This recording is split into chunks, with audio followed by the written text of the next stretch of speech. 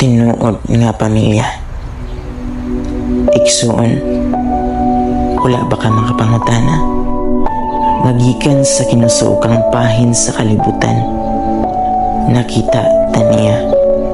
Magikan sa gamay nasod sa Pilipinas, sa pulo sa Mindanao, nakaplaganta sa atong puhi nga Ginoo. Kinsa ko'y magdahom nagikan sa mga nagkalain-lain ug lagyong mga dapit, tapukon taniya diring dapita. Kinsa ko'y magdahom ngay usahon taniya diring dapita para lang sa usa ka katuyuan.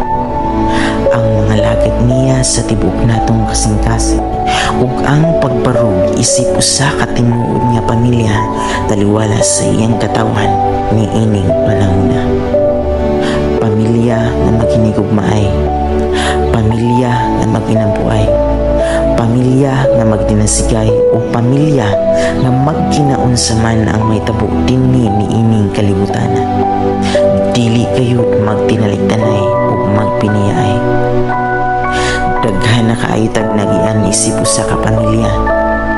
Daghan na kaaytag mga problema o mga pagsulay sa kinabuhi nga lalapyan kauban ang usa-usa. Daghan na kaaytag mga memories nga nanugna sa atong paglakaw isip mga alagad sa Ginoo. Dili na maihap ang mga kadaugan nga atong nakabot.